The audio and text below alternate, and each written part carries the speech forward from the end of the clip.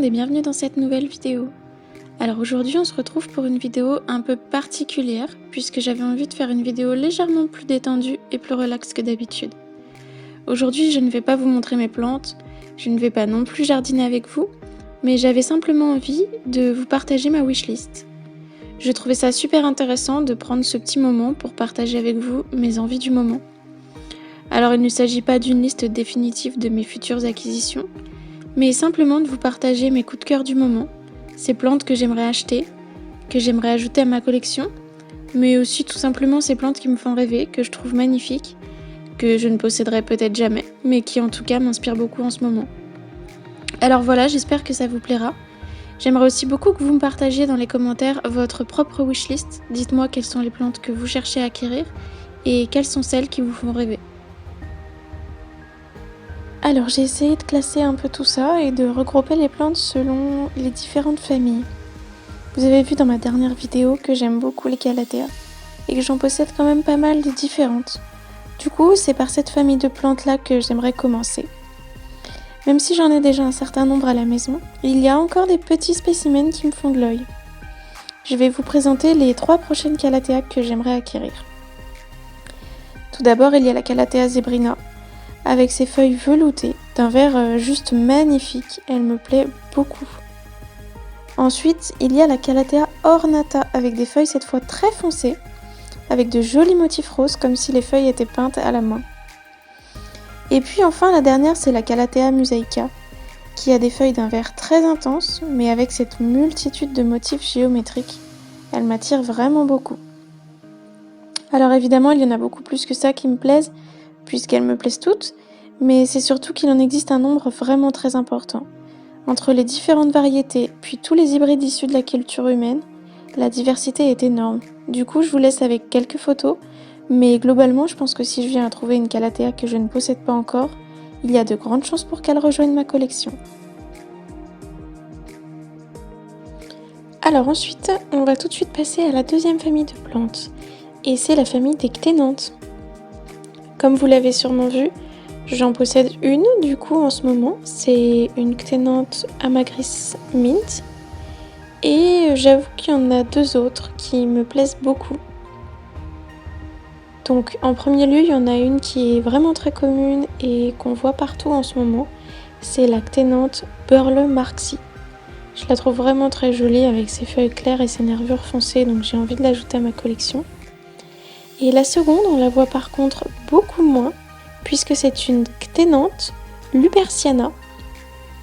Elle a des feuilles vertes très très jolies, avec des variations qui sont jaunes et qui sont vraiment magnifiques. Et pour tout vous dire, cette cténanthe fait partie de ma wishlist, mais en fait je pourrais l'enlever, puisque j'en ai trouvé un énorme spécimen il y a quelques temps de ça, dans une petite boutique de fleuriste. Alors ensuite, la troisième famille dont j'aimerais vous parler, c'est la famille des alocasia. J'en ai plusieurs à la maison, j'ai un alocasia poli, un alocasia zebrina, un alocasia stingray, un alocasia red secret, un alocasia sarian et un alocasia black velvet. Donc ça en fait déjà pas mal, mais il y en a d'autres qui me plaisent beaucoup. En premier, il y a déjà l'alocasia Silver Dragon. Je le trouve vraiment superbe.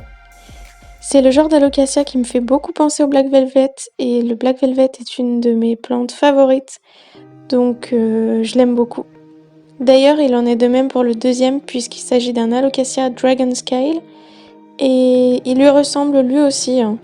Et finalement, ils n'ont de différence visuellement que la couleur, mais le feuillage est vraiment très très proche. Le troisième est à mon sens moins connu et moins répandu, puisqu'il s'agit de l'alocasia lauterbachiana.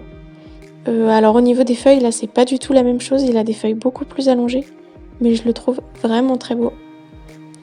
Et le dernier alocasia qui me fait de l'œil, il s'agit de l'alocasia Pink Dragon.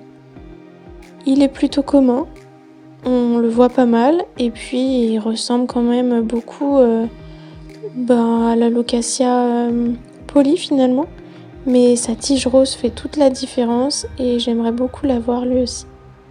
Alors pour passer à la suite, je vais vous parler de la famille des syngoniums. J'en possède 3 en ce moment. J'ai le syngonium Neon Robusta qui est rose, le syngonium Mango Hallusion qui est vert clair et le syngonium Maria Hallusion qui est vert très foncé. Mais quand je vois la diversité qu'il existe au niveau des couleurs ainsi que des formes de feuilles, je me dis que j'ai envie d'en avoir beaucoup d'autres. Donc je vous laisse quelques photos de différents syngoniums. Je vais pas vous en présenter de particulier avec un nom et tout ça puisque j'en ai pas de précis en vue. Par contre, voilà, je les aime beaucoup. J'aime beaucoup toute cette diversité et puis un peu comme les calathea, je pense que si je tombe sur un syngonium qui me plaît et que je n'ai pas à la maison, je suis susceptible de l'acheter. Surtout qu'il y en a avec des panachages de couleurs juste extraordinaires. Et puis si je devais vous parler d'une dernière famille de plantes, je vous parlerais des philodendrons, puisque j'en possède pas mal à la maison. Et il y en a quelques-uns qui me plaisent beaucoup et que j'aimerais avoir. Notamment, j'ai un petit philodendron White Princess. J'aimerais beaucoup lui trouver un copain ou une copine Pink Princess. Et également, celui qui me fait de l'œil en ce moment, c'est le beau philodendron Verrucosum.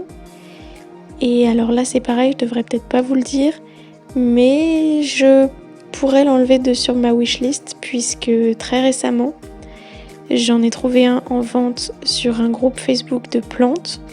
C'est un petit spécimen puisqu'il n'avait que 4 feuilles, mais il était à un prix vraiment très attractif. Et si vous vous y connaissez en plantes, je pense que vous allez me comprendre, mais c'est pas le genre de plante qu'on trouve en petite taille et à petit prix. Donc là, quand j'ai vu ça, j'ai sauté sur l'occasion, j'en ai profité et je l'ai acheté. Donc il est à la maison. Et je pourrais officiellement retirer le philodendron verrucosum de ma wishlist. Également, j'aimerais ajouter à ma collection des plantes qui sont un peu plus ordinaires, voire même très ordinaires, mais que j'aime beaucoup. Notamment dans la famille des misères. Mais celle que j'aimerais beaucoup ajouter, c'est la misère pourpre, Tradescantia pallida. Elle me plaît énormément. Il y a également une autre plante qui est très commune mais que je trouve super jolie, il s'agit du Spathiphyllum. Alors j'en ai un classique à la maison. Par contre, j'aimerais beaucoup tomber sur, pourquoi pas, une petite bouture ou une petite division d'un Spathiphyllum silver avec des reflets argentés. J'ai eu l'occasion d'en voir en photo et je les trouve vraiment très beaux, donc il me fait envie. Également, il y a une autre petite plante qui me fait de l'œil et qui appartient à la famille des Maranta. C'est la Maranta Kerchovana. Je la trouve vraiment très très jolie et j'aimerais beaucoup la posséder à la maison également. Également dans un registre un peu différent puisqu'il s'agit là d'une plante grasse, plante succulente, j'ai très envie de trouver un très beau Sedum burrito, bien fourni et bien tombant. Ça me fait vraiment très envie, je trouve ça super joli. Voilà, bah écoutez, je crois que c'est à peu près tout pour ma wishlist. Alors vous allez sûrement penser qu'elle est très fournie et vous avez raison. Mais encore une fois, c'est absolument pas des plantes que je compte acheter toutes sur le court terme. C'est simplement, voilà, ces plantes qui me plaisent beaucoup, qui me font envie et que j'aimerais bien ajouter à ma collection. Peut-être que ce sera le cas pour certaines, peut-être qu'il y en a d'autres que je ne posséderai jamais. En tout cas, voilà, j'espère que ce format de vidéo vous a plu. N'hésitez pas à me le dire dans les commentaires. N'hésitez pas également à me partager vos propres envies du moment et vos propres wishlists. Ça me ferait super plaisir d'avoir votre point de vue et qu'on puisse échanger là-dessus. Et puis, je vais vous rappeler de vous abonner à la chaîne si ce n'est pas encore fait, de laisser un like sous cette vidéo, un commentaire. Et puis, je vous retrouve très bientôt dans une prochaine vidéo.